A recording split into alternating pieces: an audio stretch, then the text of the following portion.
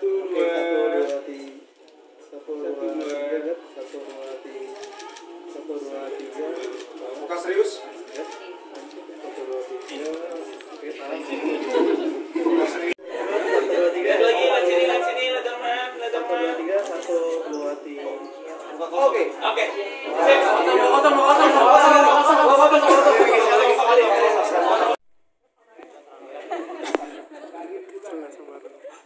Oke, silakan ke tengah. Oke, boleh ke bawah, silakan.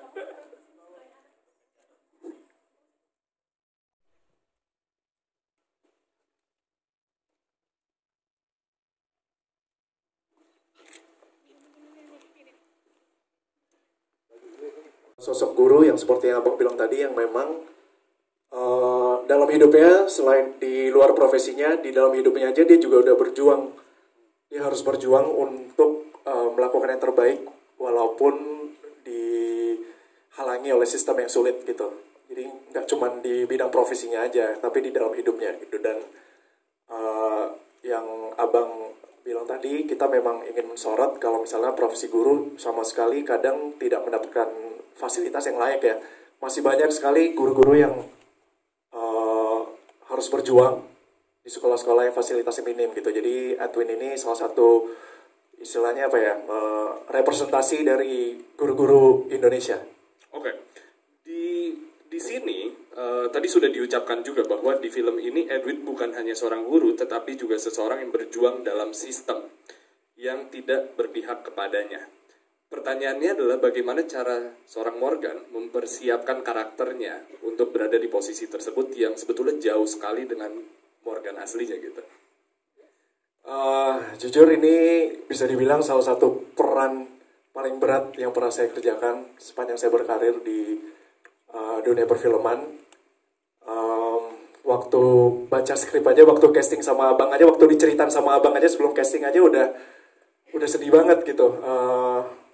Tentang karakterisasinya Edwin, tentang cerita yang memang pengen kita olah, dan akhirnya casting, baca skrip aja udah kayak, waduh ini berat banget. Tapi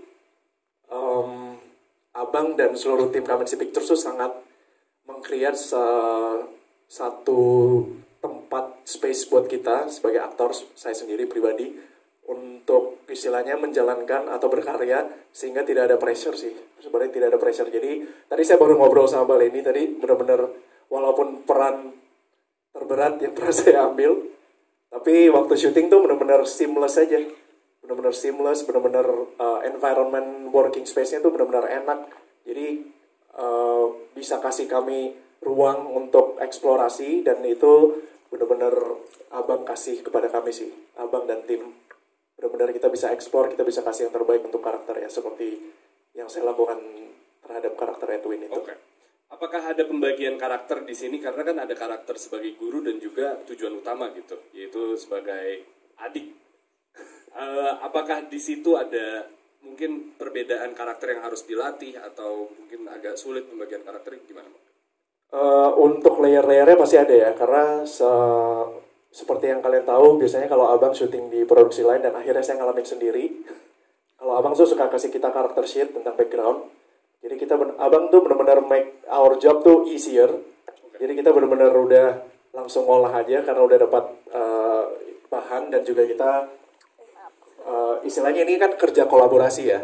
Jadi Abang benar-benar tidak mendikte kami, tidak mendikte saya terhadap karakter Edwin, tapi selama proses saya workshop, hal baru yang saya temui, hal baru yang saya temukan untuk karakter Edwin, saya bisa diskusiin sama Abang gitu. Jadi benar-benar ini hasil dari kolaborasi saya dan Abang terhadap layer-layernya Edwin sebagai guru dan sebagai adik. Dan juga ini secara fisik juga saya workshop fighting juga gitu. Jadi benar-benar intens tapi menyenangkan. Oke, berarti beruntung sekali teman-teman yang ada di sini yang baru pertama kali terjun ke dunia perfilman, beruntung sekali langsung mendapatkan Joko Anwar. Betul. Oke, ada bukan hanya kolega di film, tapi kolega di karakternya juga, yaitu seorang guru juga. Di sini ada Hana. Hana di sini berperan sebagai guru juga, betul? Iya, betul. Oke, berperan sebagai guru bimbingan dan konseling. Saya jarang ketemu ketika saya sekolah, karena saya anak baik. Tapi ketika melihat langsung dalam cerita bagaimana lingkungan sekolah yang penuh tekanan bisa berdampak buruk pada murid-murid, menurut Hana gitu, apakah apa yang bisa kita lakukan di dunia nyata sebelum kita membahas film untuk mencegah kekerasan remaja dan memberikan dukungan lebih gitu setelah mempelajari diri sebagai guru di film ini? Oke, untuk menjawab pertanyaan tadi, kuncinya pastinya ada di sistem pendidikan dan lingkungan sosial ya. Jadi di situ yang sangat mempengaruhi, dan kita juga sebenarnya mungkin harusnya memberikan ruang yang aman untuk para remaja gitu, untuk mengekspresikan, apalagi mereka kan di usia-usia yang sangat krusial. Jadi kita harus menciptakan ruangan yang aman untuk mereka berekspresi tanpa harus sampai ke kekerasan gitu. Dan pastinya kan di sekolah itu juga kan bukan cuman soal pendidikan, tapi juga tentang pengembangan karakter. Dan makanya di situ menurut saya, apalagi di sini berperan sebagai guru, dan kebetulan saya juga dari keluarga guru karena bapak saya kebetulan dosen juga di satu universitas. Tahu sekali struggle-nya seperti apa, kurang perhatiannya seperti apa. Jadi sebenarnya sistem yang kuat untuk guru itu juga sangat penting gitu. Bukan hanya fasilitas, tapi juga mungkin yang mendapatkan perhatian lah ya, yang lebih layak, itu juga penting untuk guru menurut saya. Apakah ada diskusi? Jarang mendefinisikan manusia itu mencari jati diri seperti apa. Apakah dia menjadi orang yang bisa memenuhi ekspektasi sosial, atau dia menjadi satu orang yang unggul? Dan ini kan pertanyaan moral yang sangat penting gitu loh. Di situ tadi di trailer kita lihat Jeffrey ini adalah orang yang sangat, tadi dengan katanya brengsek. Ketika kita bilang orang itu brengsek, berarti ada deviation dari moralitas sosial yang ada di-expect oleh orang-orang. Bahwa baik adalah seperti A, buruk adalah seperti B. Dan kebetulan saja Jeffrey terlihat buruk. Pertanyaannya adalah, ketika society-nya udah hancur seperti tadi di deskripsi yang kita lihat di trailer itu, sebenarnya dilema moralitas kita tuh udah berubah, udah shifting.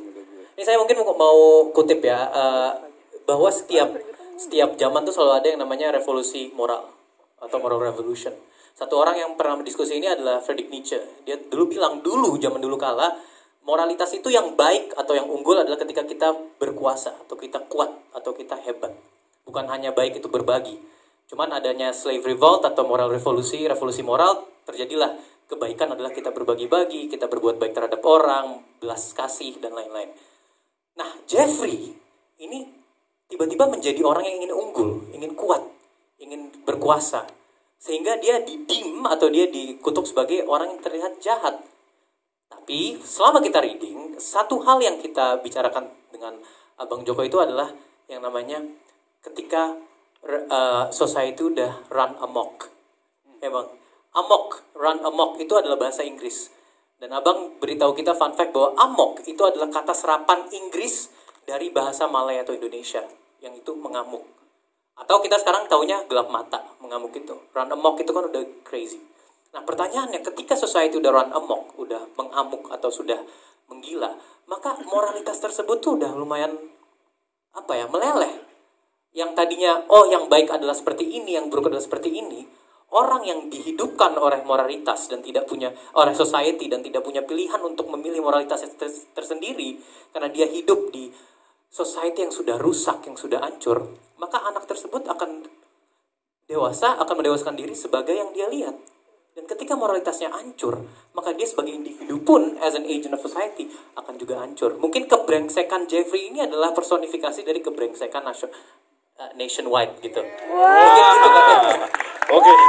Oke. Tahan, sabar. Don't go there. Di dunia fiksinya itu. Oke, iya. Oke. Apakah di dunia nyata Anda kita harus melihat bahwa kita harus refleksi, ini adalah bahan refleksi. Apakah kita ini sebenarnya hidup itu bebas apa enggak?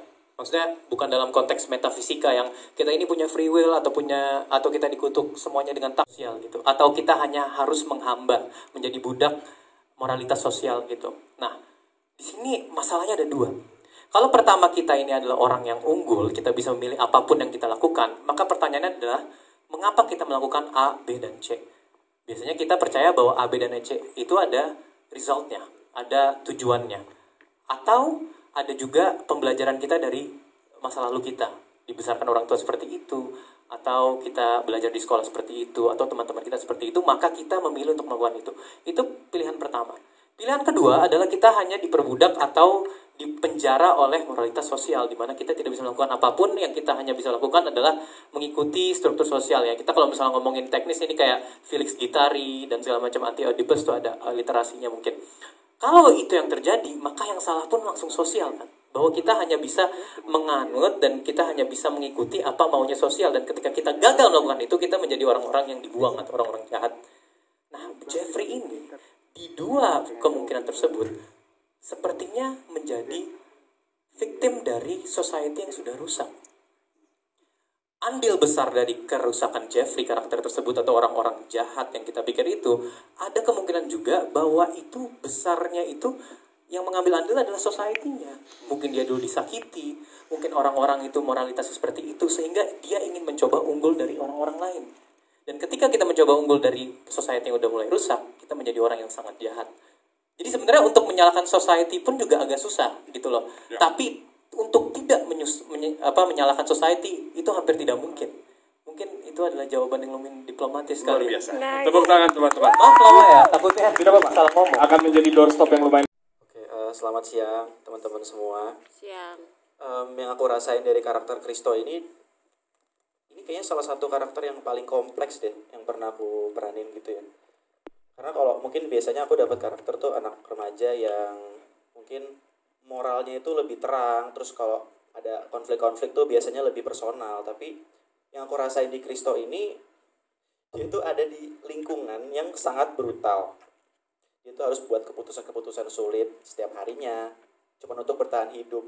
Nah, jadi memang berat, menurut aku berat banget ada di posisi Kristo ini. Dan Kristo juga banyak bermain di ruang yang dibilang benar-benar jahat juga enggak gitu, jadi ada di tengah-tengahnya itu.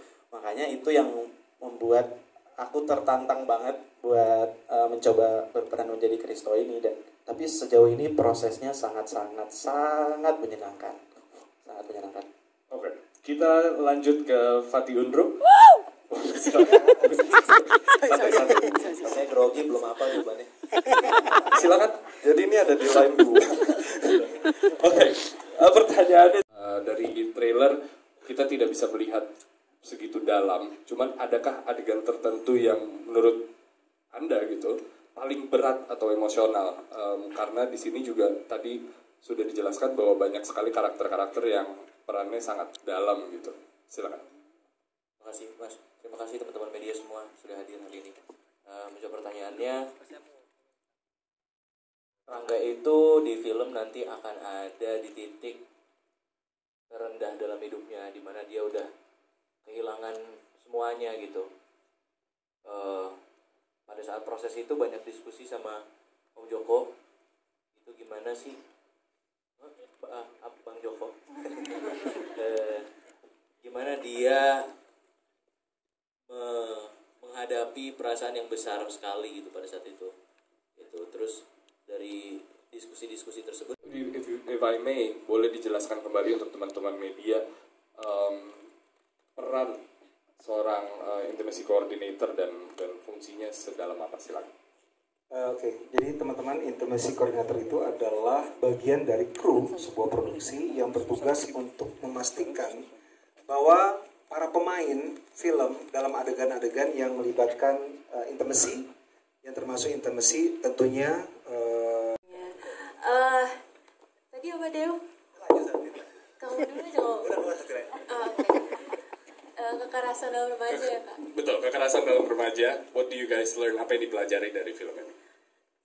Yang pasti jangan dilakukan.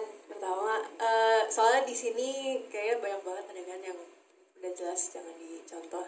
Tapi kita juga belajarnya tentunya dengan super conscious that ini nggak akan terjadi. Semoga hopefully pastinya kita nggak mau terjadi di lingkungan kita. Kalau secara latihan kita pasti safe banget. Kita make sure that everyone safe dan semuanya juga kayak nyaman dengan semuanya. Tapi kalau kekerasan remaja sendiri, Dewa mau jelasin lebih lanjut? Silakan Dewa, kita sangat menunggu. wah ini menarik ya. Ya, assalamualaikum warahmatullahi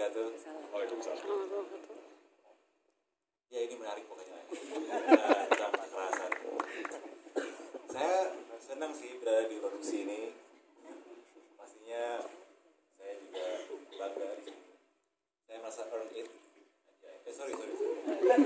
Karakter yang ada di pembunuhan di Bukit Duri ini paham masalahnya apa dan at least manusia-manusia mencoba untuk tampil di dunia sebagai solusi gitu. Walaupun mereka seemingly tadi jawaban mereka sangat simple, sangat gullible dan biasa, tapi mereka adalah orang-orang yang selalu berpikir. Itu yang membuat karakter-karakter mereka sangat dalam ketika nanti teman-teman menonton mereka di pembunuhan di Bukit Duri. Omara misalnya. Kenapa dia ngomong soal filsafat? Karena dia adalah murid dan guru filsafat, pernah mengajar juga filsafat. Walaupun orangnya santai-santai aja gitu ya.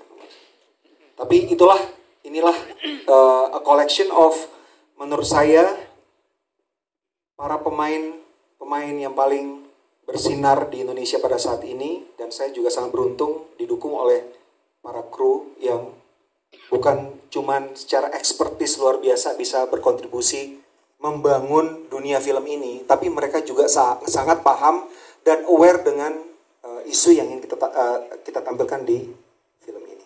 Gitu, Bang Arum. Terima kasih. Ya, saya izin memainkan peran tersebut dan bukan aktor yang lain memainkan peran yang lain gitu. Karena setiap aktor akan merefleksikan dirinya terhadap peran tersebut.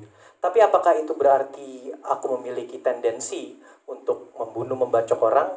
Mungkin tidak seperti itu. Cuman jika memang di phrase-nya bahwa, oh katanya semua aktor punya warna dalam karakter tersebut, maka saya akan bilang gini, film ini adalah sebuah warning bahwa semua orang itu punya potensi untuk menjadi orang yang bukan dirinya. Baik itu jahat atau baik itu hal yang baik gitu. Maka dari itu, semua orang ketika ada trigger yang lumayan appropriate bukan dalam arti baik, tapi appropriate yang cocok, maka orang itu bisa menjadi orang lain. Bisa menjadi seperti Jeffrey, yang nanti mungkin bisa dilihat ada progresi karakter yang tadinya mungkin Jeffrey bukan hanya personifikasi brengsek, tapi Jeffrey adalah manusia yang dikutuk sebagai brengsek gitu. Jadi jika Anda bertanya bahwa, oh apakah Omara memiliki satu yang harus menempelkan istri atau segala macam, Anda akan mengutuk saya, hal itu saya setuju dengan Anda. Jika saya menjadi orang tersebut, silakan Anda mengutuk saya gitu. Yang kedua mungkin tadi soal bahwa Nietzsche tidak bisa masuk ke lubang yang sama. Mungkin saya bisa perjelas dalam hal itu ya. Sedikit ringkasan ada yang namanya slave revolt atau moral revolt. Saya kenapa mengutip Nietzsche tadi itu cuman khusus dalam berbincang akan revolusi moral. Jadi bahwa setiap masa tuh ada revolusi moral, ada moral, perpindahan perspektif terhadap moralitas. Dan di sini keinginan untuk unggul itu tadi yang kata Pak Arul sempat bilang ada di setiap orang. Setiap orang itu ingin menjadi orang yang lebih unggul. Kata-katanya banyak, dalam bahasa Jerman adalah Übermensch. Manusia unggul itu atau Superman itu bisa membuat moralitas tersendiri. Di sini saya ingin bilang bahwa jika semua orang ingin menjadi itu, yang tadi kata Pak Arul itu adalah ada di dalam setiap orang, bisa menjadi tanda kutip jahat atau menjadi orang yang menggerus orang lain, jika itu dipamper atau itu dimanjakan karena society-nya memperbolehkan, itu yang bahaya gitu. Karena kita semuanya terserah kita mau merujuk ke sistem moralitas mana, tapi kalau kita merujuk ke sistem moralitas utilitarian, maka semakin banyak orang yang tidak senang, semakin buruk. Saya pribadi lebih percaya dengan hal itu, walaupun moral itu relatif, utilitarian masih bisa unggul, bahwa semakin banyak orang yang bahagia, semakin senang, maka kita kejar itu. Jadi mungkin dari situ jawaban saya. Terima kasih Pak Arul. Di lobby nanti. Oke? Semua ready untuk foto? Baik. Oke? All cast crew boleh depan atas. Depan atas, silakan. Depan bawah.